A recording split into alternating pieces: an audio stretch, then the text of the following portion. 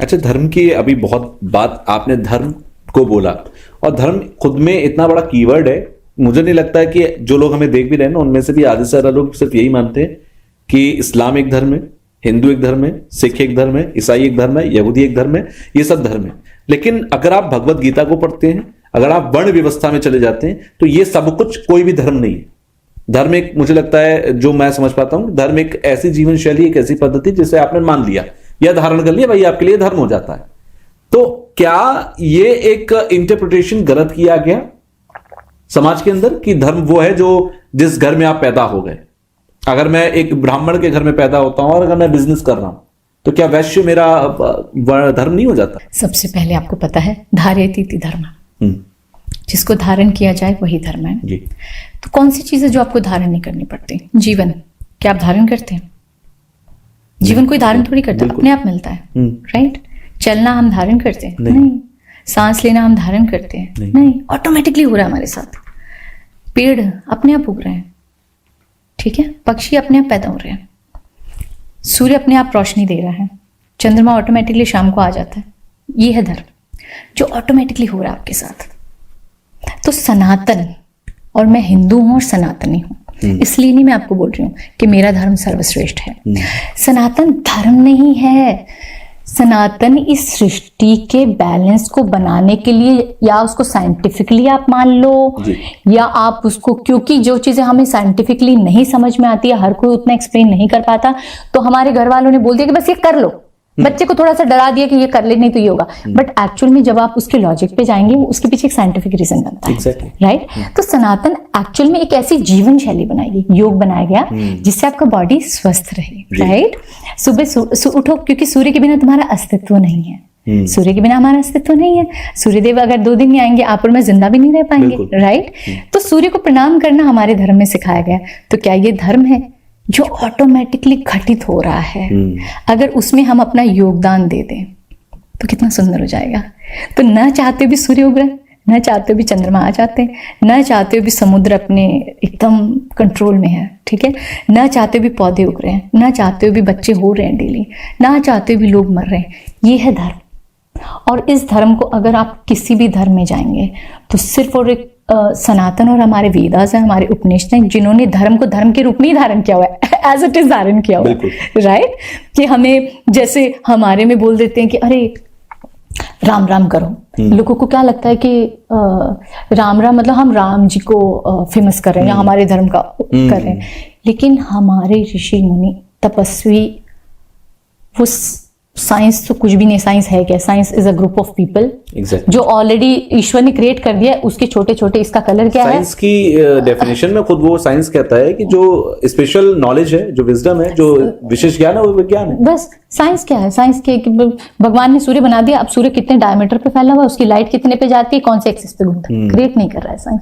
Science जो already creator ने, universe ने क्रिएट कर दिया है, उसके बारे में थोड़ा बहुत जितना ज्ञान हो सकता है उसके बारे में बताता है। लेकिन सनातन क्या है?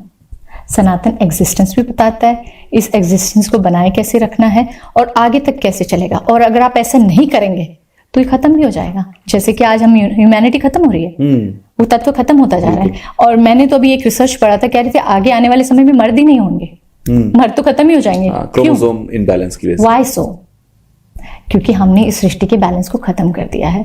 क्योंकि ये सृष्टि पुरुष और प्रकृति के मेल से बनती है। भगवान भगवत गीता में क्या बोलते हैं कि मैं बीज के रूप में इस प्रकृति में बीजारोपण करता हूँ जिससे संपूर्ण सृष्टि चलती है। और भगवान 5वें अध्याय में शायद बोलते हैं, भगवान क्या बोलते हैं कि मैंने जब इस सृष्टि की रचना की थी ब्रह्मा जी के द्वारा, ये भी एक बड़ी सुंदर घटना है, लेकिन इतना हमारे पास टाइम ही नहीं है कि मैं कभी पर्सनल बात करेंगे। तो भगवान ऐसे बोलते हैं कि जब मैंने सृष्टि की रचना की थी तो मैंने कहा था, अभी देखना भगवान ना चाहते हैं ना कराते हैं, उन्होंने कहा कि भैया ये क्रिएट हो गया मेरे अंश मात्र से, दृष्टा और दृश्य के भाव से प्रकट हुई है संपूर्ण प्रकृति। इसको थोड़ा समझाऊं, मुझे नहीं पता, आधे लोग शायद समझ भी ना पाए। मैं समझ रहा हूँ, दैट्स माय फीलिंग। जब मैं ध्यान, मेरे चैनल की एक अच्छी बात यह है कि लोग ज्ञान ज्यादा सुनते हैं, राइट? तो हमारे भागवत महापुराण में मैत्रेय जी और विदुर जी का एक संवाद है, तो जिसमें मैत्रेय जी विदुर जी कहते हैं कि ये तत्व क्या है, मतलब मुझे पता है कृष्ण भगवान है, इतना सुंदर है, सब कुछ कितना सुंदर है, बट ये क्या है, कैसे क्रिएशन हुई है? सबके मन में सवाल है यार। जबकि साइंस भी बेचारे जानना चाहते हैं, वो भी ठीक है, वो जिज्ञासु है एक्चुअली। बिल्कुल। भगवान की नजर में 4 तरह के भक्त होते हैं, उनमें से वो एक जिज्ञासु तत्व के भक्त है जो जिज्ञासा रखते हैं, राइट, क्रिएशन के हिसाब से। तो भगवान क्या बोलते हैं कि जब ब्रह्मा को मैंने इस सृष्टि की रचना की थी, तो ब्रह्मा को मैंने मतलब इस सृष्टि को ये बोला था, ये तो मेरे अंश मात्र से क्रिएट हो चुके हैं। भगवान हमेशा जीरो स्टेट में रहते हैं, जैसे कि हम देखते हैं कि वो, जिसे हम योग निद्रा भी कहते हैं, योग निद्रा कहते हैं, वो अपना इसको बोलते हैं जीरो स्टेट। जीरो स्टेट क्या होती है, ना उसको अच्छा पता है ना उसको बुरा पता है। जैसे कि आप और मैं डेली जाते हैं जीरो स्टेट में, हम सोते हैं, बिल्कुल, आप और हम सो जाते हैं। क्या आपको पता है आपकी माँ कहाँ है, भाई कहाँ है, आपका काम कहाँ है, आपका फोन क्या है? वो अचेत स्टेट में भगवान रहते हैं, उसको हम बोलते हैं निराकार रूप। ठीक है, वो निराकार कब साकार होता है कि जब वो एक समय के बाद 8 घंटे के बाद आप उठते हैं, 9 घंटे के बाद आप उठते हैं, वैसे वो जो ऊर्जा है वो अचेत रहती है। लेकिन 8 घंटे के बाद, 9 घंटे के बाद, या जो भी भगवान का जो कैलकुलेशन होता है, राइट, वो कल्प है, फिर चतुर्युगी है, फिर मनवंतर है, that is a long period, that is a process, काल चक्र है पूरा।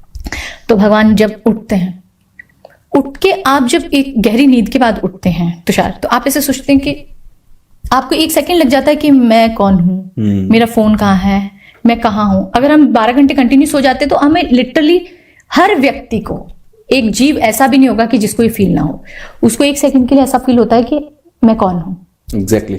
ठीक है, या अच्छा मैं आज यहां सो गया, मतलब वो स्टेट जीरो से बाहर आ रहा है ना, स्टेट जीरो से बाहर आ रहा है, तो उसको एक फ्रैक्शन ऑफ सेकंड चाहिए होता है। वो जो फ्रैक्शन ऑफ सेकंड, जो भगवान जब उठे ना अपने स्टेट से, तो फ्रैक्शन ऑफ सेकंड में जो उनका थॉट था, ओ मैं उठ गया, वो इतनी पावरफुल ऊर्जा है कि उस फ्रैक्शन ऑफ सेकंड का जो थॉट था, उस थॉट प्रोसेस की हम क्रिएशन है। समझ रहे हो, आपके जैसा थॉट प्रोसेस होता है, आप उठते हो, बिल्कुल, तो आप उस थॉट में ये सोचते हो मेरा फोन कहाँ है, तो आप फोन आ जाता है सामने, राइट, आप ढूंढ लेते हो ना अपने फोन से। तो भगवान ने सिर्फ ये सोचा, क्योंकि वो जैसे कि शक्ति, वो कभी और बताएंगे, ठीक है। तो भगवान जैसे कि उठते हैं तो एक स्टेट होती है कि ये क्या है, ऐसा वो फील किया, उस फील का जो अंश मात्र था उससे 25 महातत्व बने। उस अंश मात्र को, इसीलिए हम क्या बोलते हैं, इस दुनिया माया है। अरे वो जो उन्होंने सिर्फ एक थॉट प्रोसेस अंश मात्र से जो सोचा था, वो इतनी पावरफुल क्रिएशन है कि जिससे महातत्व बने, जिससे पंच तत्व बने, पंच महातत्व बने, 9 ग्रह बने, उसके तुम टाइनी से ऑब्जेक्ट हो। इसलिए इसको माया बोला जाता है। सब बोलते रहते हैं माया है, माया है, माया है, लेकिन माया कहाँ है, कैसे है, ये हम कभी नहीं सोचते। तो वो क्योंकि हम अंश मात्र से पैदा हुए हैं, इसलिए हम माया के उसमें। तो भगवान क्या बोलते हैं, ये माया की वजह से सब हो रहा है, इस सत्व रजो और तमो की वजह से सब हो रहा है जो तुम्हें दिख रहा है।